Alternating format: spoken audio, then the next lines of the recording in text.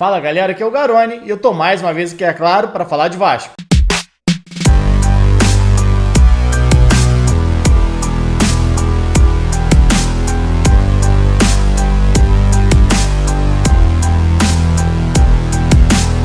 O Vasco volta a campo nesse sábado às 9 horas da noite em São Januário para enfrentar o Boa Vista, jogo válido pela segunda rodada do Campeonato Carioca.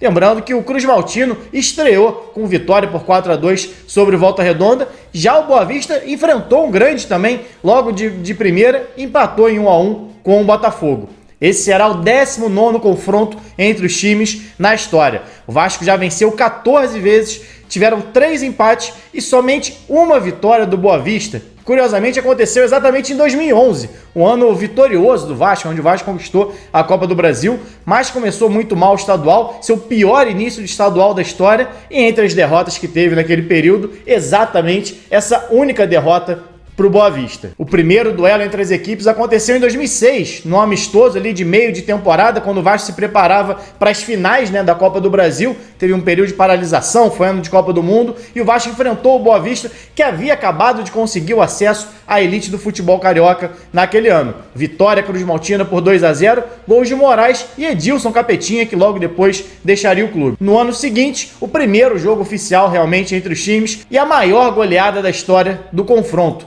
6-2 Vasco, de virada ainda por cima, e com 3 gols de Romário, que é, inclusive, o maior artilheiro da história do confronto, junto com Cano. Cano, que agora está no Fluminense, mas que no ano passado fez o gol do último jogo, no último encontro entre as equipes, fez o gol que classificou o Vasco para a próxima fase da Copa do Brasil, no empate em 1-1 dentro de São Januário. O Vasco perdia até muito perto, ali até o meio do segundo tempo, e o Cano fez o gol que classificou o Vasco.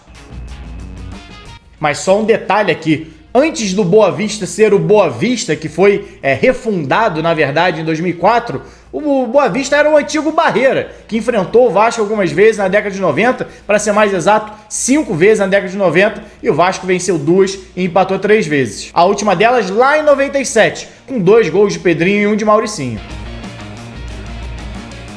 Mas bora falar desse confronto desse sábado, o que esperar desse duelo desse sábado. O Vasco vem embalado de vitória e muito provavelmente o técnico Zé Ricardo vai manter a escalação que iniciou o jogo contra o Volta Redonda, apesar de ter algumas novidades. O Galarza agora já tinha sido inscrito, mas agora está dentro do prazo, já pode ser opção pelo menos para o banco de reservas. O próprio Vanderlei, que foi titular durante muito tempo no ano passado, o goleiro, está à disposição também do treinador. E 2 novidades, Getúlio e Matheus Barbosa. 2 jogadores recém-contratados que ainda não estrearam pelo Vasco e que agora estão aptos para entrar em campo. Mas acredito que o Zé Ricardo vai manter a formação original do primeiro jogo. Thiago Rodrigues no gol, Everton na lateral direita, Edmar na esquerda e a dupla de zaga sendo formada por Anderson Conceição e Ulisses. No meio-campo, Yuri e Juninho ali, Yuri mais de primeiro volante, ficando um pouquinho mais, Juninho de segundo, e mais à frente uma linha de 3, com Bruno Nazário pela esquerda, Nenê mais centralizado, Gabriel Peck na direita, e na frente Raniel, que estreou fazendo gol pelo Vasco, novo camisa 9,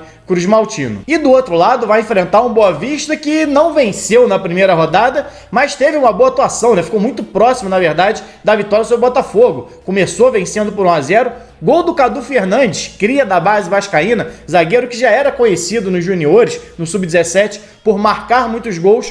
Começou esse Campeonato Carioca marcando exatamente contra o Botafogo e deve estar em campo também em São Januário hoje à noite. Ele até publicou no Twitter recentemente, durante essa semana, que estaria em casa. E realmente está. Acompanhei o Cadu muito na base. Era um zagueiro que chegou a ser capitão do time sub-20, batia pênalti, fazia muitos gols, mas acabou nunca tendo uma chance, na verdade, nos profissionais. Além dele, o Diogo Rangel, que forma a dupla de zaga, também passou pela base do Vasco. Foi campeão carioca sub-20 em 2010, naquela geração que tinha o Rômulo, jogou no ano passado no Vasco, o Alan, que hoje está no Everton, Marlone, Luciano Naninho, que foi destaque do Volta Redonda no ano passado e hoje está no exterior. O Diogo Rangel, naquela época, jogava de lateral direito e fez algumas partidas ali na campanha vitoriosa do Vasco no sub-20 em 2010, mas assim como o Cadu, nunca teve uma chance nos profissionais. Mas para mim, o principal destaque do Boa Vista está um pouquinho mais à frente. É o Marquinhos, pontinha de velocidade, habilidoso, que no ano passado deu muito trabalho para a defesa do Vasco.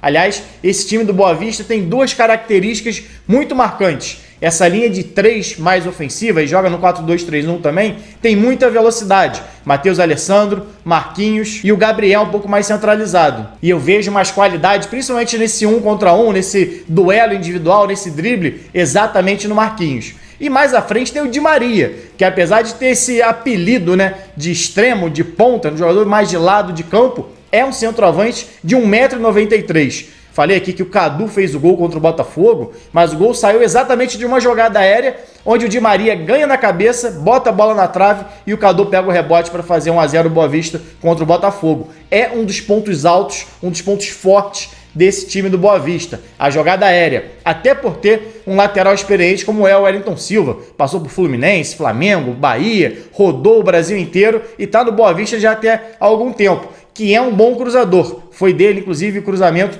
que iniciou a jogada do gol do Boa Vista contra o Botafogo. Então acho que o Vasco tem que se preocupar com essas duas coisas, a velocidade desse trio mais à frente, tirando o Di Maria, esse trio de criação, né?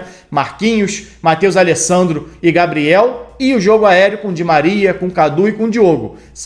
É um dos pontos fortes desse time do Boa Vista e a gente viu no ano passado uma fragilidade muito grande no Vasco. É claro que o Vasco foi no mercado, trouxe zagueiros mais altos, mas ainda o Cangá, por exemplo, não deve ser opção. Você tem o Ulisses, que é um jogador pouco experimentado ainda, muito jovem, pouquíssimos jogos como profissional. Você tem o Anderson Conceição, que aí sim, tem qualidade, mas é um jogador. O Vasco ainda não tem, no caso do Matheus Barbosa, por exemplo, que poderia ajudar um volante mais alto, que poderia ajudar nesse jogo aéreo.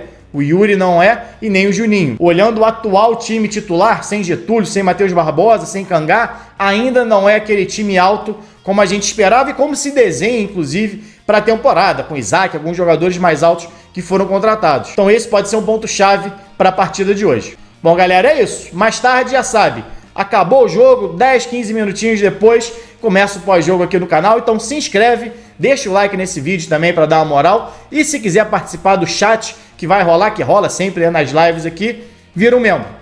É isso. Saudações e até a próxima.